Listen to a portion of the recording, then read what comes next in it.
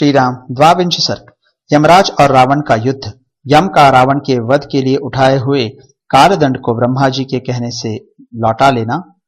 विजयी रावण का यमलोक से प्रस्थान। अगस्त्य जी कहते हैं, रघुनंदन, रावण के उस महानाद को सुनकर सूर्यपुत्र भगवान यम ने यह समझ लिया कि शत्रु विजयी हुआ और मेरी सेना मारी गई, मेरे योद्धा मारे गए। यह जानकर यमराज के नेत्र क्रोध से लाल हो गए और वे उतावले होकर सारथी से बोले, मेरा रथ ले आओ। तब उनके सारथी ने तत्काल एक दिव्य एवं विशाल रथ वहां उपस्थित कर दिया और वह सामने विनीत भाव से खड़ा हो गया। फिर वे महातेजस्वी यम देवता उस रथ पर आरूढ़ हुए। उनके आगे प्रास और मुद्गर हाथ में लिए साक्षात मृत्यु देवता खड़े थे, जो प्रवाह रूप से सदा बने रहने वाले इस समस्त त्रिभुवन का संहार करते थे। उसके पार्श्व भाग में कालदंड मूर्तिमान होकर खड़ा हुआ, जो उसका मुख्य एवं दिव्य आयुध है।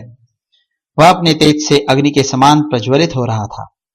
उनके दोनों बगल में छिद्र रहित कालपाश खड़े थे और जिसका स्पर्श अग्नि के समान दुस्सह है, वह मुद्गर भी मूर्तिमान होकर उपस्थित था। समस्त लोकों को भय देने वाले साक्षात काल को कुपित हुआ देख तीनों लोकों में हलचल मच गई। समस्त देवता कांप उठे।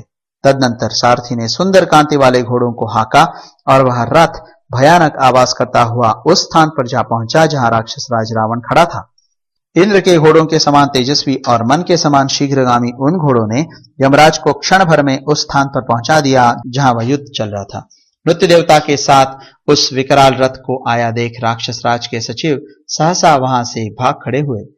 उनकी शक्ति थोड़ी थी, इसलिए वे भय से पीड़ित हो अपना होश हवास को बैठे और हम यहाँ युद्ध करने में समर्थ नहीं हैं ऐसा कहकर विभिन्न दिशाओं में भाग गए। परंतु समस्त संसार को भयभीत करने वाले वैसे विकराल रथ को देखकर भी दशग्रीव के मन में न तो क्षोभ हुआ और न भय ही। अत्यंत क्रोध से भरे हुए यमराज ने रावण के पास पहुंचकर शक्ति और तोमरों का प्रहार किया तथा रावण के मर्म स्थानों को छेद डाला। तब रावण ने भी संभल कर यमराज के रथ पर बाणों की झड़ी लगा दी, मानो मेघ जल की वर्षा कर रहा हो। तदनंतर उसकी विशाल छाती पर सैकड़ों महाशक्तियों की मार पड़ने लगी। वह राक्षस शल्यों के प्रहार से इतना पीड़ित हो चुका था कि यमराज से बदला लेने में समर्थ न हो सका। इस प्रकार शत्रुसूदन यम ने नाना प्रकार के अस्त्र शस्त्रों का प्रहार करते हुए रणभूमि में लगातार 7 रातों तक युद्ध किया। इससे उनका शत्रु रावण अपनी सुध बुध खोकर युद्ध से विमुख हो गया।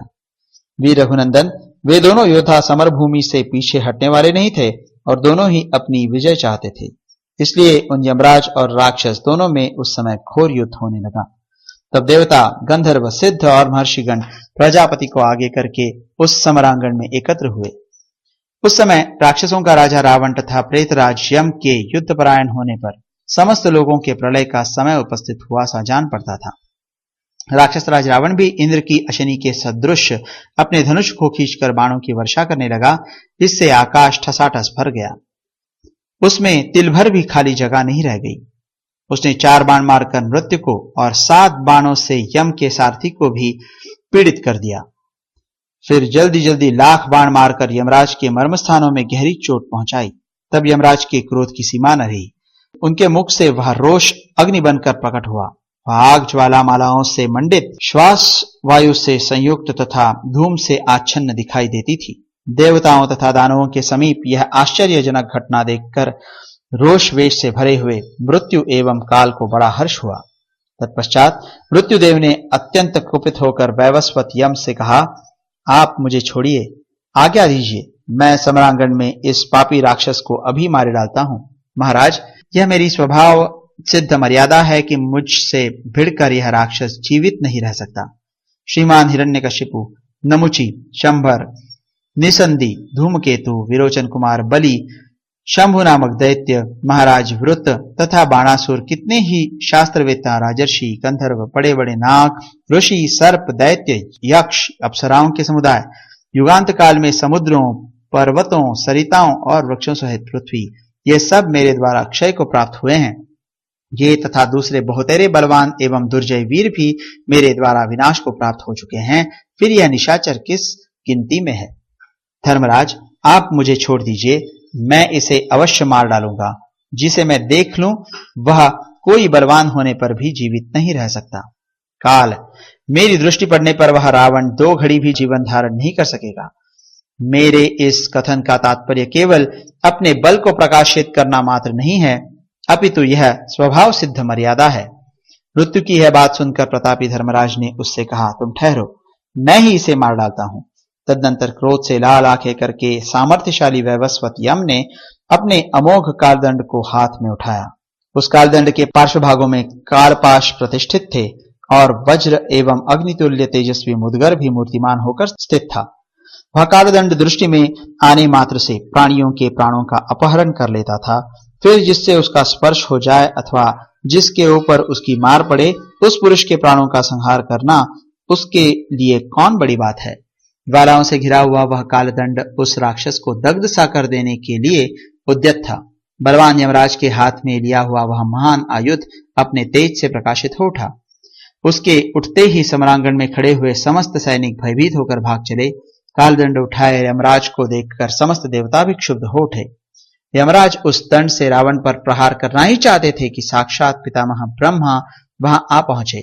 उन्होंने दर्शन देकर इस प्रकार कहा, अमित पराक्रमी महाबाहु वैवस्वत, तुम इस कालदंड के द्वारा निशाचर रावण का वध न करो। देवप्रवर, मैंने इसे देवताओं द्वारा न मारे जा सकने का वर दिया है। मेरे मुंह से जो बात निकल चुकी है उसे तुम्हें असत्य नहीं करना चाहिए। जो देवता अथवा मनुष्य मुझे असत्यवादी बना देगा उसे समस्त त्रिलोकी को मिथ्याभाषी बनाने का दोष लगेगा, इसमें संशय नहीं है। यह कालदंड तीनों लोगों के लिए भयंकर तथा रौद्र है। तुम्हारे द्वारा क्रोधपूर्वक छोड़ा जाने पर यह प्रिय और अप्रिय जनों में भेदभाव न रखता हुआ सामने पड़ी हुई समस्त प्रजा का संहार कर डालेगा। इस अमित तेजस्वी कालदंड को भी पूर्व काल में मैंने ही बनाया था। यह किसी भी प्राणी पर व्यर्थ नहीं होता है। इसके प्रहार से सबकी मृत्यु हो जाती है। अतः सौम्य, तुम इसे रावण के मस्तक पर न गिराओ। इसकी मार पड़ने पर कोई एक मुहूर्त भी जीवित नहीं रह सकता। कालदंड पड़ने पर यदि यह राक्षस रावण न मरा तो अथवा मर गया तो दोनों ही दशाओं में मेरी बात असत्य होगी। इसलिए हाथ में उठाए हुए इस कालदंड को तुम लंकापति रावण की ओर से हटा लो। यदि समस्त लोगों पर तुम्हारी दृष्टि है तो आज रावण की रक्षा करके मुझे सत्यवादी बनाओ। ब्रह्मा जी के ऐसा कहने पर धर्मात्मा यमराज ने उत्तर दिया, यदि ऐसी बात है तो लीजिए, मैंने इस दंड को हटा लिया। आप हम सब लोगों के प्रभु हैं, अतः आपकी आज्ञा का पालन करना हमारा कर्तव्य है। परंतु वरदान से युक्त होने के कारण यदि मेरे द्वारा इस निशाचर का वध नहीं हो सकता तो इस समय इसके साथ युद्ध करके ही मैं क्या करूंगा। इसलिए अब मैं इसकी दृष्टि से ओझल होता हूं। यूं कहकर यमराज रथ और घोड़ों सहित वहीं अंतर्धान हो गए। इस प्रकार यमराज को जीतकर अपने नाम की घोषणा करके दशग्रीव रावण पुष्पक विमान पर आरूढ़ हो यमलोक से चला गया। तदनंतर सूर्यपुत्र यमराज तथा महामुनि नारद जी ब्रह्मा आदि देवताओं के साथ प्रसन्नतापूर्वक स्वर्ग में गए। इस प्रकार श्री वाल्मीकि निर्मित आर्ष रामायण आदि काव्य के उत्तरकांड में 22वां सर्ग पूरा हुआ।